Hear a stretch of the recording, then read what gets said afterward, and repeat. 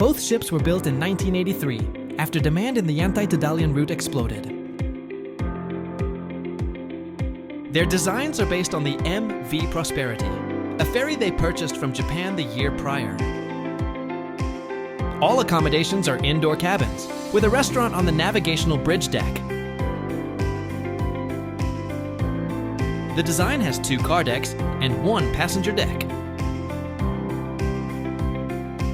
The design has 1 bow ramp, 1 stern ramp, and 1 port ramp. They were completed, the new names being MV Generous and MV Gracious. Being 83 meters long, both were bigger than Prosperity. They began service on the Yantai to Dalian route. Thanks to the hull design, the 2 vessels could serve through the worst of weather. Fun fact, they later used the same hull design for the MV Yellow Sea ferry. On Wednesday mornings, the 2 siblings would meet in the Yellow Sea, one going to Yantai, the other to Dalian.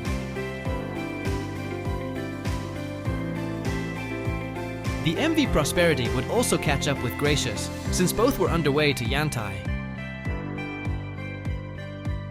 By 1993, as demand sank in the routes, the vessels became unprofitable, and so they were both sold to Sulpicio Lines in the Philippines.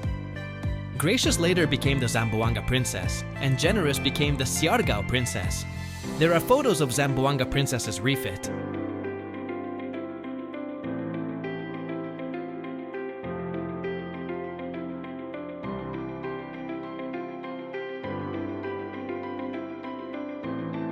Zamboanga Princess entered service in October 1993 on the Cebu-Zamboanga route.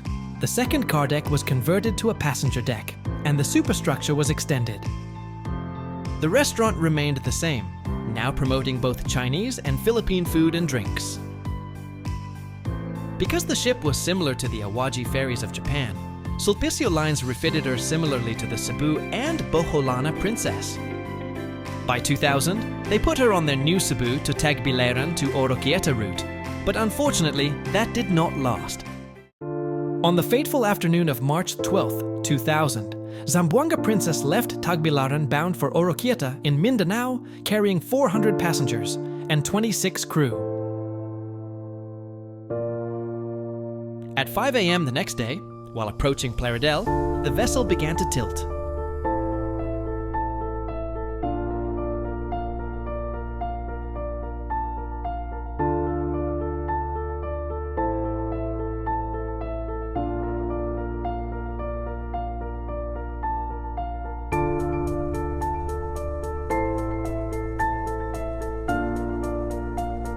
Later on, her engines failed, and she tilted further. She later sank. 219 were confirmed dead, 209 passengers, and 10 crew. The wreck is yet to be found.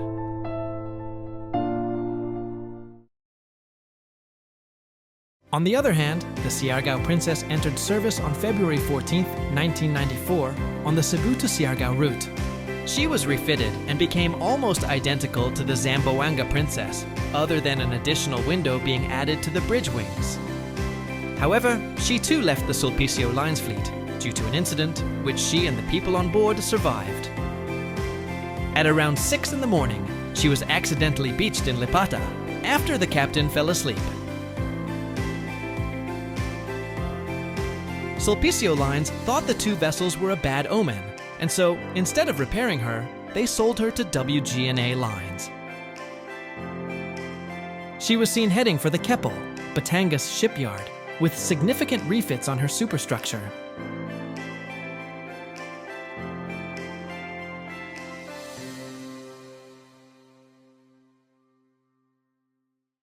She returned to Cebu as the MV Our Lady of Immaculate Conception of the Cebu Ferries Corporation, a subsidiary of WGNA Lines. She served as a replacement vessel of the MV Our Lady of Akita in her former routes, since she was scrapped in the year 2000. The AFT deck of the ship was refitted, the navigational deck was extended, and the bridge was reconfigured. Despite the fleet modernization in 2010, Our Lady of Immaculate Conception was young, safe, and profitable for Cebu ferries. so she was able to survive. She made it to the two-go fleet under the same name, being the only old Cebu ferry to do so.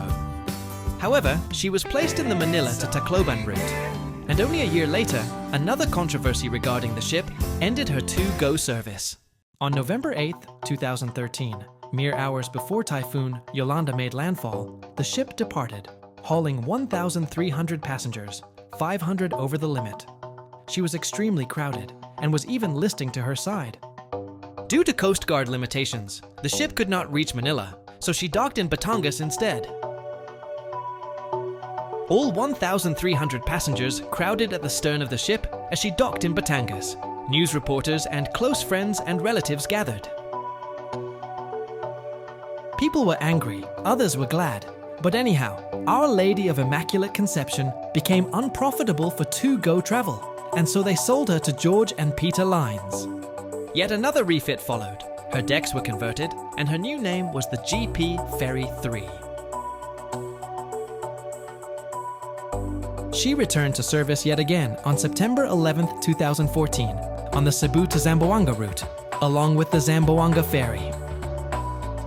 Her indoor decks were lessened, since half of them were converted into economy decks.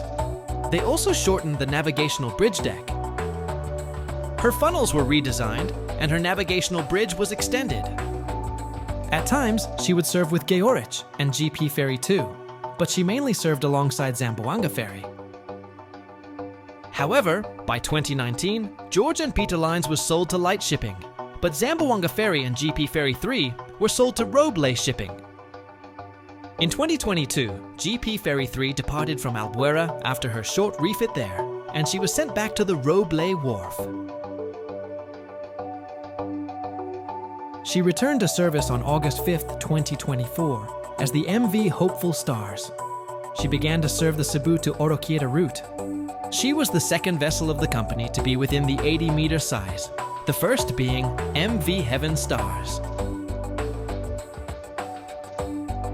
After Claudine Star stopped serving the Cebu to Tacloban route, MV Hopeful Stars was placed there.